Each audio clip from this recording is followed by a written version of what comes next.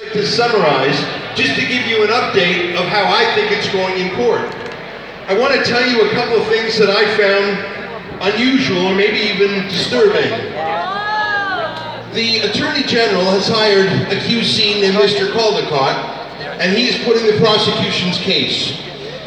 And time and again, he came back to what Tommy Robinson said to the rapists as they walked into the courtroom on their judgment day. And I don't know if you saw the video that day, but Tommy simply said, "How do you feel about the verdict?" That's all he said.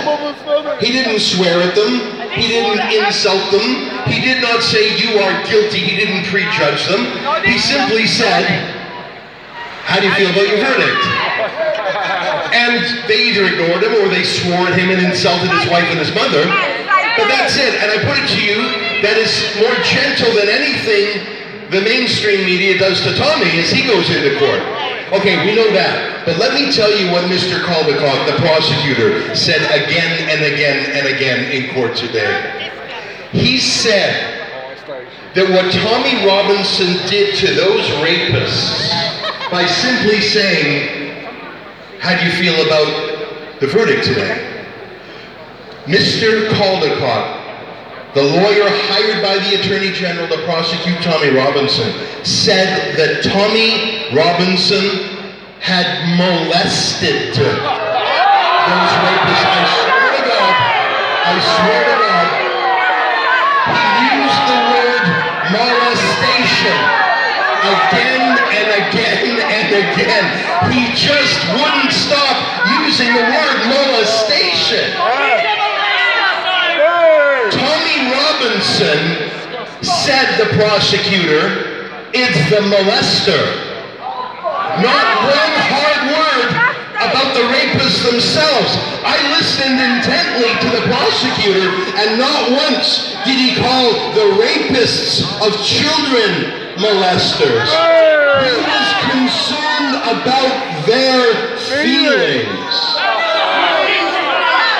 He called Tommy a molester. He said, molestation. He said that again and again. And I thought, mate, if only you put the effort and the resources in prosecuting actual molestation, maybe Britain would be a bit safer for children. Unbelievable. I want to give you two more short anecdotes from court before I go back in. There was this laughable moment when Mr. Caldecott, the prosecutor, said to Tommy, "Well, didn't you know you couldn't do this because there were no other mainstream media reporting on these rapists? So, didn't you know you couldn't? Wasn't that an indication to you that you shouldn't?"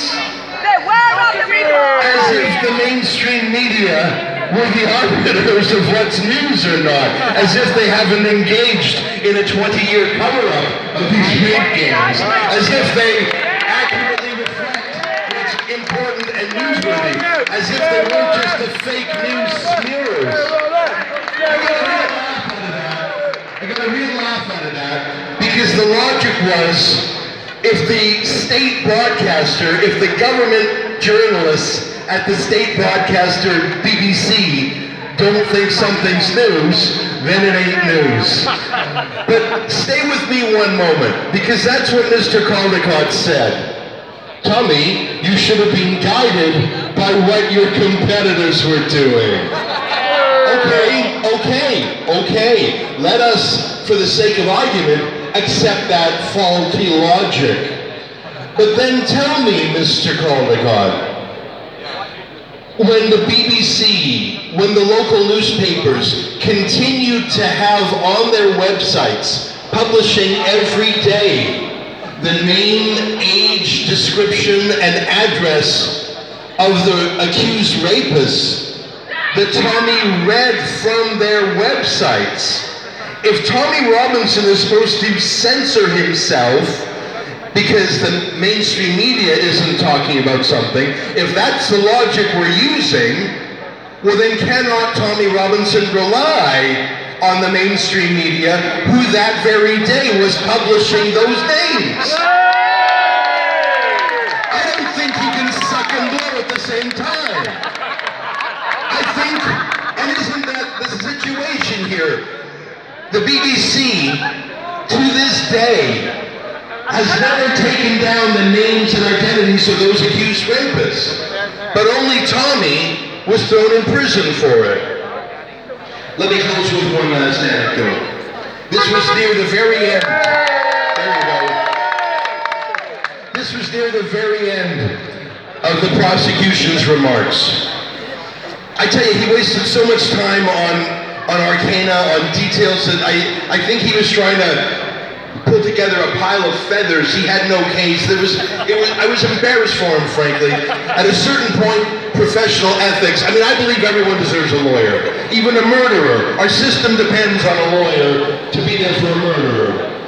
But I think professional ethics at a certain point in time, a lawyer, especially an esteemed lawyer, has to say to a client, "You've got no case, mate, and I'm not gonna push a string." And I think Mr. Caldecott should have declined this disgraceful commission. But let me tell you, after listening to him blather on about nothing for 2 hours, he said something. He said to the judges what might happen if Tommy Robinson were let go. He said that Tommy believes in something called people's journalism. And he said, "What happens, Your Honor, if that people's journalism were to continue? Other people might do it too." And indeed, Tommy Robinson encourages them.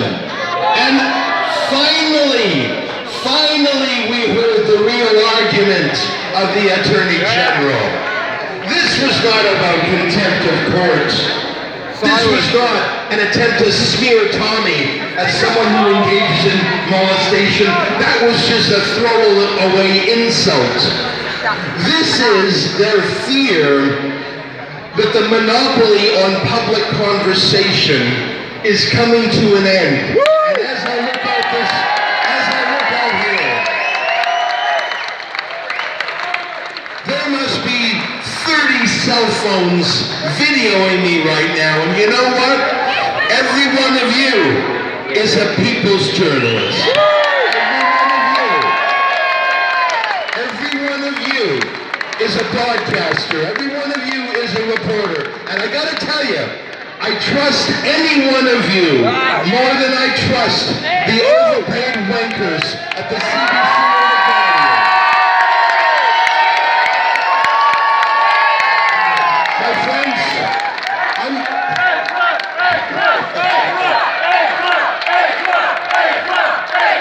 come on, guys.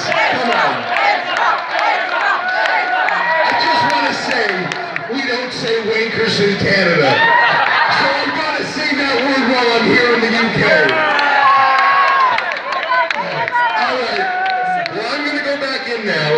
The court will resume at 2 p.m.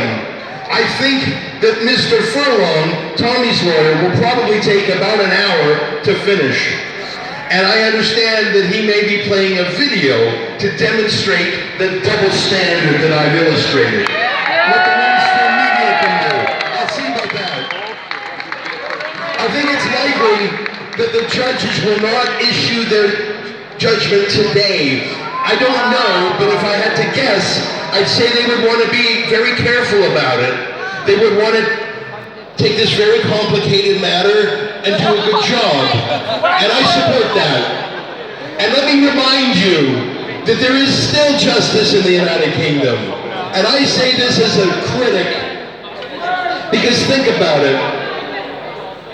The last 4 judges in a row to look over Tommy's matter have sided with him. In Leeds, that disgraceful day in May 2018, in a drumhead trial lasting 10 minutes, a judge disgraced himself and brought the administration of justice into disrepute by packing off a free man to prison in 10 minutes. since then, justice has been on the march. It's marching too slowly. It's marching too costly. But it's got its boots laced up now. And it's marching. The next 3 judges to treat the case were the Court of Appeal, chaired by no one less than the Lord Chief Justice of England and Wales. And he chaired a unanimous panel that sprung Tommy from prison and tore a strip off that rogue judge in Leeds. The next judge to hear the case had an ancient title, the Recorder of London, and this is his turf. And when he was asked by the Attorney General to proceed against Tommy, he said, "I will not. I'll throw it back to the Attorney General."